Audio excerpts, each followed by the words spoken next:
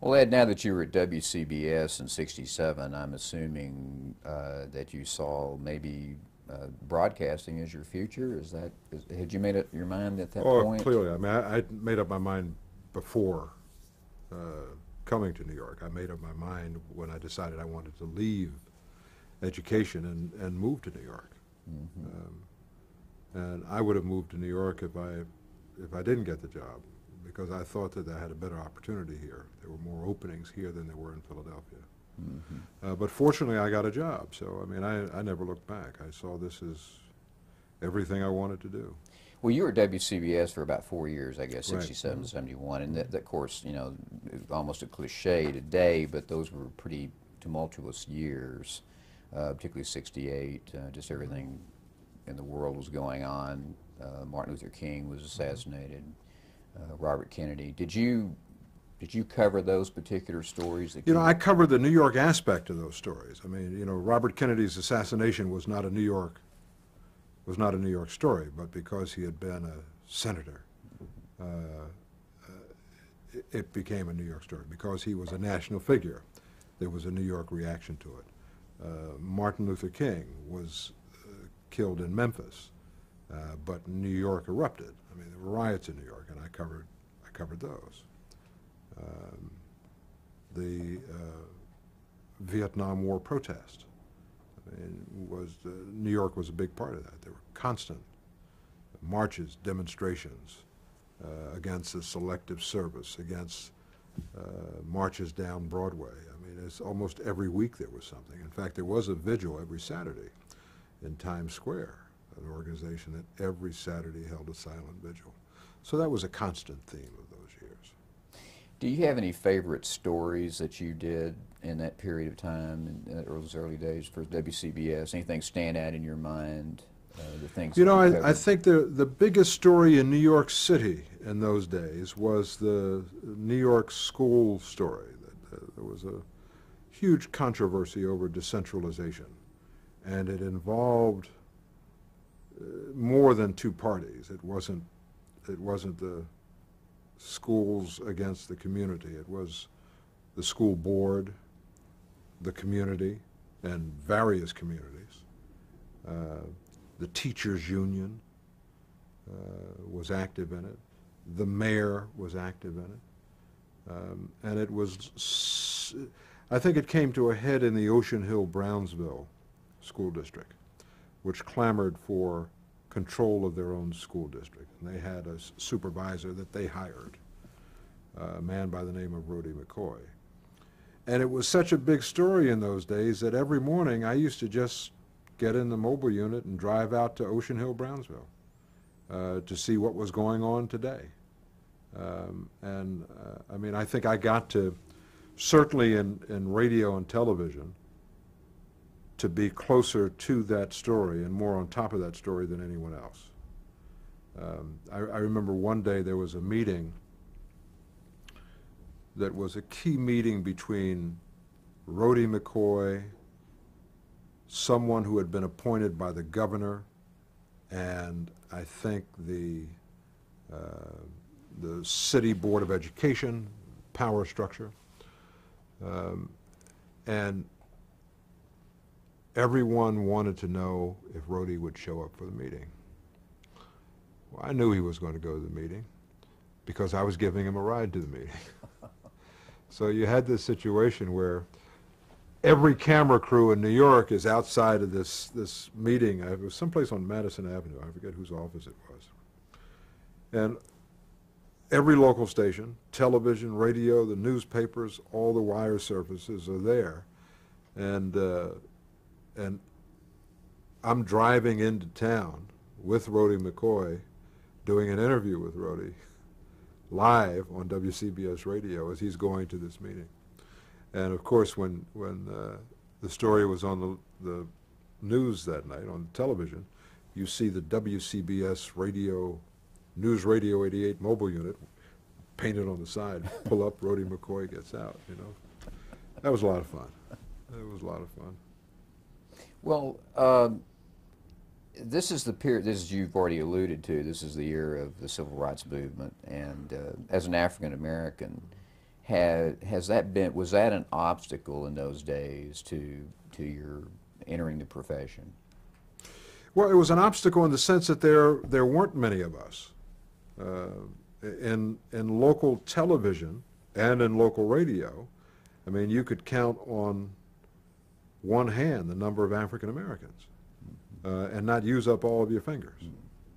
And it was such a problem that when WCBS Radio hired, after I had been there about, maybe a year and a half, 2 years, hired a second African American, the news director, Ed Joyce, felt compelled to call me into his office to reassure me, to tell me not to worry. And I'm wondering, what, not to worry about what? And he said, well, you know, we hired, and I forget this guy's name, he said, you know, everybody has one now. And I don't want you to think because we've hired a second that you're in trouble, because you're not. We're very happy with what you're doing. But I mean, but that was the nature of the game then. I mean, after a couple of years, most stations had one. WCBS Radio was the first to have two. Did you have any instance of discrimination that stand out in your mind when you were in Philadelphia and also these early years in New York during this period of time? You know, nothing that was overt, because I lived in a segregated community in Philadelphia. I mean, I lived in a neighborhood that was, for the most part, an African-American community. I went to a school that was totally African-American. I went to a church that was totally African-American. I shopped in stores that were, you know, grocery stores. So that the only time you moved out of that community was to go, if you went into Center City to shop. And there were no overt cases of racism there. I mean, there were places that you didn't go in Philadelphia. There were sections in the northeast part of Philadelphia where you just didn't go. I mean, you had places in South Philadelphia you just didn't go. It was just understood that you just didn't go. Almost like unwritten rules, you know. So, but it wasn't, in that sense, it wasn't overt. Was it different in New York? I think everything's different in New York. Even that? I think New York is just, there aren't many cities in the world like New York, because New York is such a, I don't want to say melting pot, because I think melting pot is a misnomer. I don't think this country is a melting pot. I think it's more like a, if you know New Orleans gumbo, it's like a gumbo. You know, you have the crawfish stands out, the sausage stands out, the chicken stands out, you know, the shrimp stands out. It doesn't all get mixed in together. It's not melting pot. It's a gumbo. There are all of these distinct pieces. But there are people who, particularly today, who associate with each other in a way that they didn't 30, 40 years ago. There are neighborhoods that are still distinct, but I think less distinct today than they were 30, 40 years ago. Harlem is not an all-black community. East Harlem is not an all-Hispanic community. Bensonhurst is not an all-Italian neighborhood. What about the culture at WCBS when you were there in terms of race? Was that an issue at all? You know, it wasn't an issue because there hadn't been anyone before me. And, I mean, when I came to WCBS, there was one radio technician, one secretary, and Gus St. Cyr, who swept the floor. That was it. You know, out of however many hundreds of people who worked there. So race wasn't an issue, and I think if there was anything, it was that they were happy to have me, and breathed a sigh of relief, because for them it was a gamble to hire me, because they could see that I didn't have a lot of experience, you know, and I had pumped up my experience. But they had to see that I spent most of the day teaching school, part of the day working in radio. So at best, I'm a part-time journalist. But they took a shot, and I never dropped the ball. So, I mean, they had to breathe the sigh of relief and the gamble that they took in hiring me. During this period, did you feel, or did you ever get personally involved in the civil rights movement in any way? Not as a reporter, but... No, no, because early on, it was drilled into me that you have to draw a line and you can't cross it. That you can't become an activist and be a reporter. I mean, if you're going to be an activist, be an activist. I remember when I was involved in the civil rights movement in Philadelphia, protesting at Girard College, which was segregated. And then when I started reporting that story, I could no longer be a protester. And I realized that there was a contradiction if I did both. And then I had to step back from that. That was a line I couldn't cross. So I learned that early on. Well, as you're well aware, you're perceived as a pioneer, being an African American in television. Did you ever see yourself that way at any point or any stage? You know, I didn't look at myself as a pioneer because there were others before me. So I wasn't the first, so I didn't have to bear that cross. Right. But yeah, you see yourself as a pioneer as the first at WCBS Radio. But you know, every day when I got up, what drove me was not being a pioneer. What drove me was my competitive nature to go out and be the best at what I could be in covering the story. I mean, I didn't have anything to prove to anyone other than to me. Right. And if I could prove it to myself, then it works for everyone else. Why did you leave in '71? Leave WCBS? Because I got tired of the routine. Because I got tired of, you know, 5, 6 stories a day, you know, going from one thing to another. Because I had gone to Paris for a holiday, the first time I'd been in Europe, fell in love with Paris. I had a month's vacation, was going to 5 different cities in 5 different parts of Europe. So that I could have a good sample of what Europe was like. Ended up staying 3 weeks in Paris and decided that I wanted to live there. Why did you fall in love with Paris? You ever been to Paris? Yes, I have. You know why I fell in love with Paris. I mean, you know, Paris is one of the world's great cities. I mean, there was just a way of life there. There was a civilization that I never knew existed. There was a sense of history that you saw in a personal way that I didn't know. I mean, my history, and I grew up in Philadelphia, which is one of the oldest cities in this country, the first capital of this country, the Liberty Bell, you know, but that was just 200 years old. At that time, it wasn't 200 years old. And, you know, I'd walk down the street in Paris and see a plaque talking about what was here, you know, in the 14th century. You know, and looking at an arch that Napoleon constructed on his return from a certain battle. This is where he entered the city. You know, and I was overwhelmed. I mean, I've always loved history. And I was overwhelmed by living in such a city that is so rich with so much history. And also being in a civilization and a culture that was so different from America. Fast food hadn't hit France yet. It had hit the United States. And just the way of eating in France and Paris was so different from what I had known in America.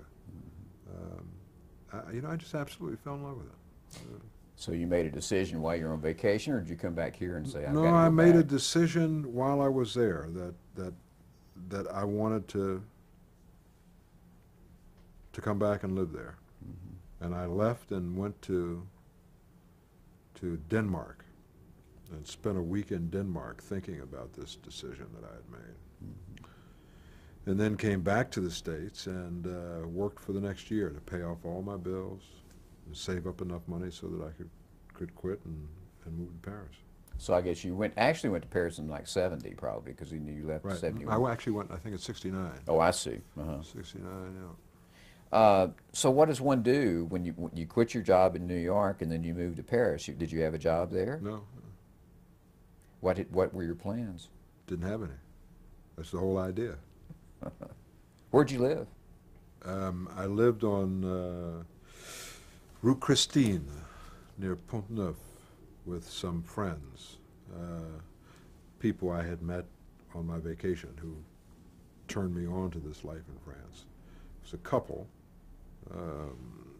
His name was Tony Lytle. He was a former musician who was working as an agent booking groups, American acts in Europe.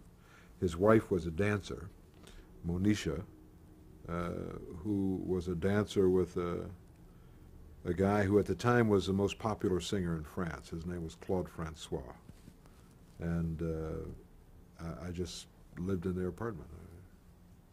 Well, you've already mentioned that you're a highly competitive guy.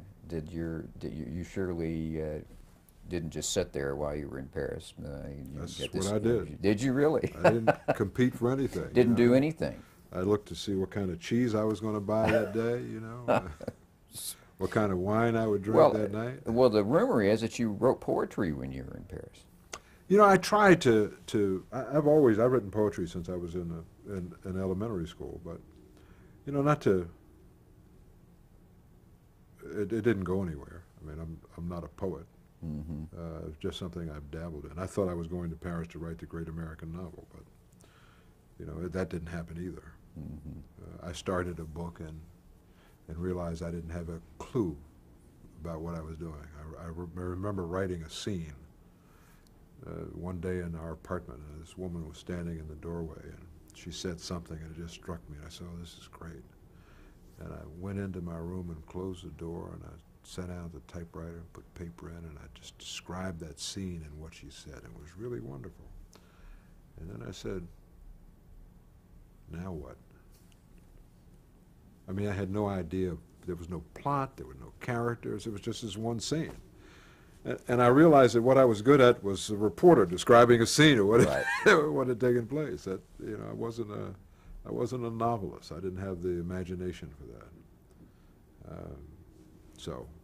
Well, you became at some point, though, you do, of course, get a job while you're in Paris.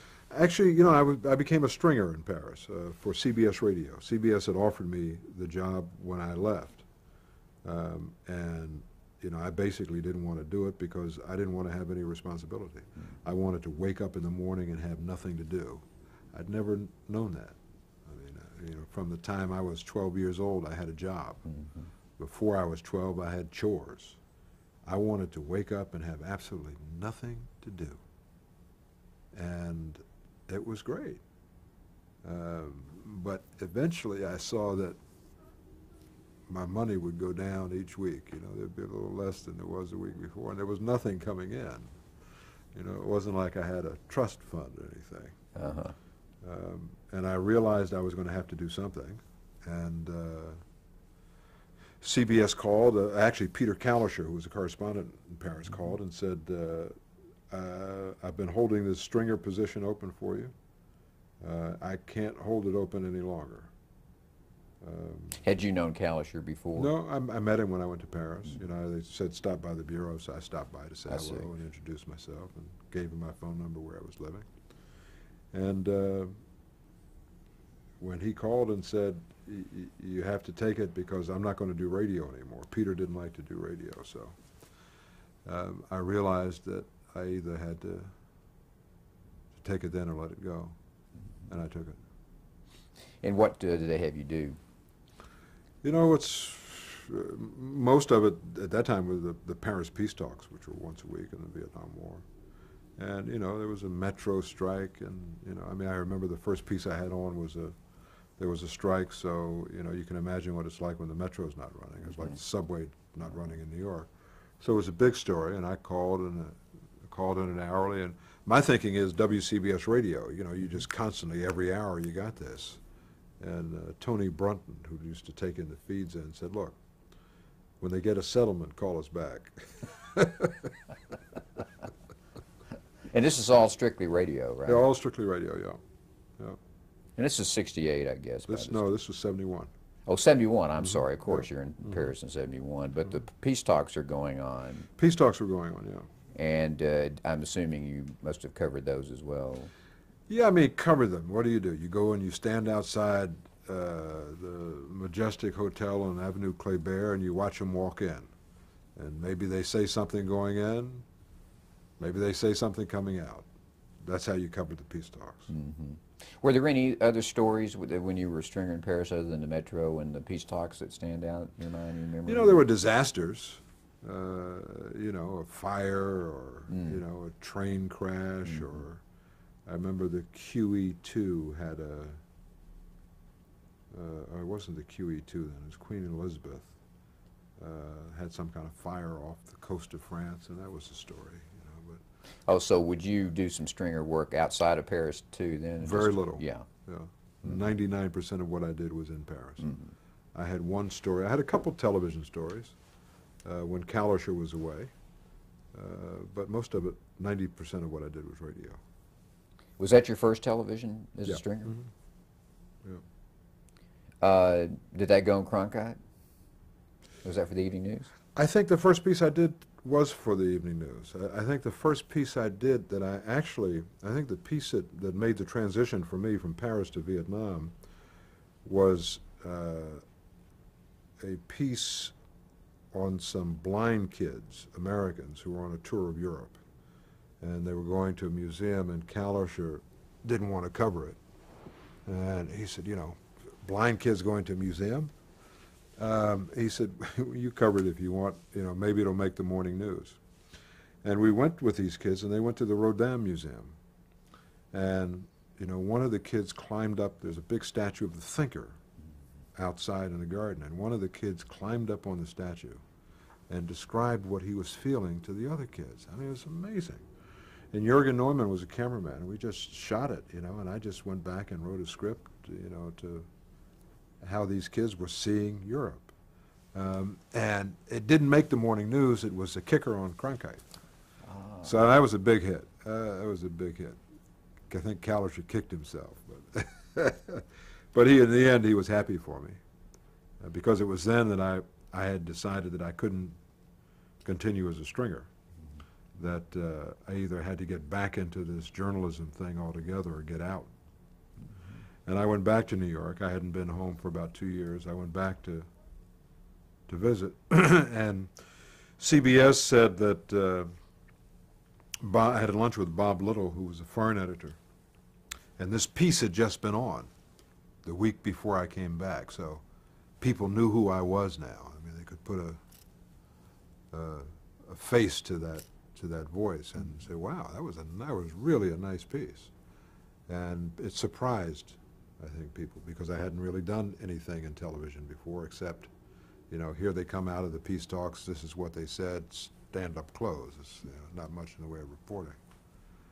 And Little said he knew I wanted to stay overseas and they had nothing to offer, that he had a desk job, in which I'd be on the desk for a couple of days, on the assignment desk, and work as a reporter in New York for 2 or 3 days.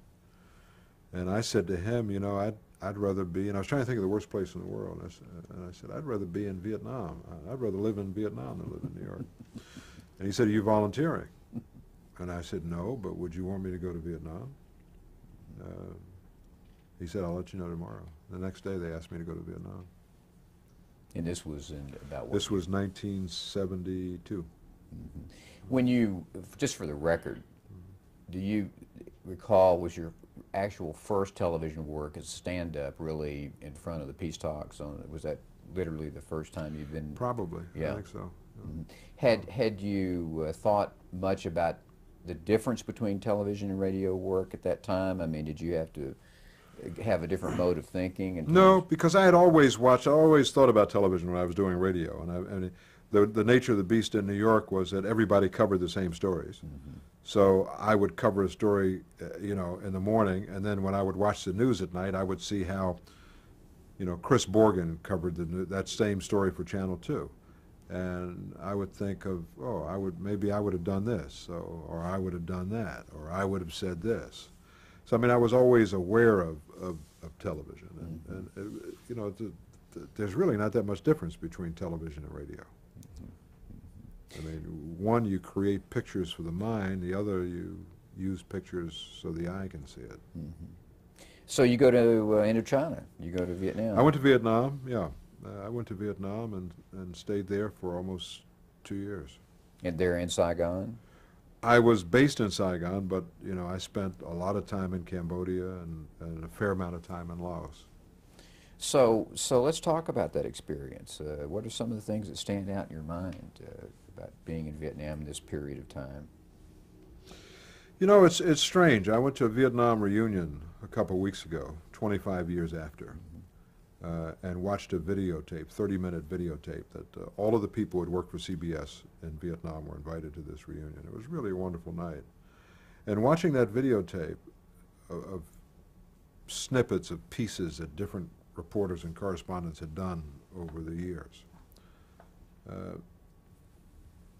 there was the juxtaposition of the death and destruction that we covered with the wonderful time that most of us had. I mean, it really was a wonderful time of my life. And when you think of, it's sometimes hard to reconcile having so much fun in your personal life covering so much calamity in someone else's life. But that's the nature of war. I mean, the adrenaline is always going. It's a wonderful feeling to get up and go down the road and cover combat and survive it and come back with a good story and then go to dinner that night. I mean, that's a wonderful feeling. Do you feel that one extreme made the other possible? In other words, the two radical different? No, I mean, I've had a good time. I have a good time today. But it's just, you know, I don't cover a war today the way I covered war every day then, where every day was about death and destruction with little snippets of hope and redemption. You know, but most of it was bang bang. What was your impression of the Vietnamese people? Tough, aggressive. I mean, the Vietnamese, I think you could describe the Vietnamese people industrious as well, as having the kind of character they will take on China, which they've done. You know how small Vietnam is and how large China is? The Vietnamese will take on China. That's how I describe the Vietnamese. What about the Cambodians? Very different people, much more gentle, much more peaceful, much more, I thought, loving. But then, you know, the Cambodians had a war for only 5 years when I got there. The Vietnamese had a war for 30 years. So no one in that country had not been touched by that war.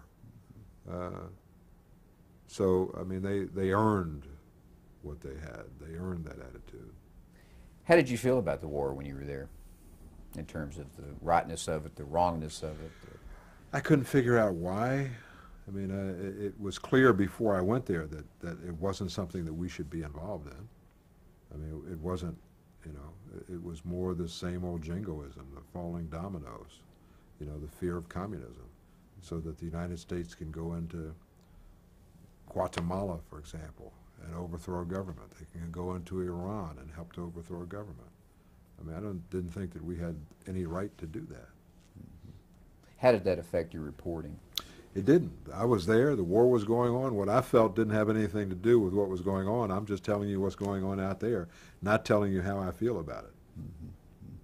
Who were some of the folks at CBS that you worked with when you were there? When I went to Vietnam, to Saigon, I replaced Bruce Dunning. Foster Davis was a correspondent. Dick Wagner was a correspondent. And there were other people who came in while I was there. Bert Quint, Richard Threlkeld. So CBS had how many correspondents? 3 or 4. 3 or 4 at the time. Uh-huh. Well, we're going to change tapes now.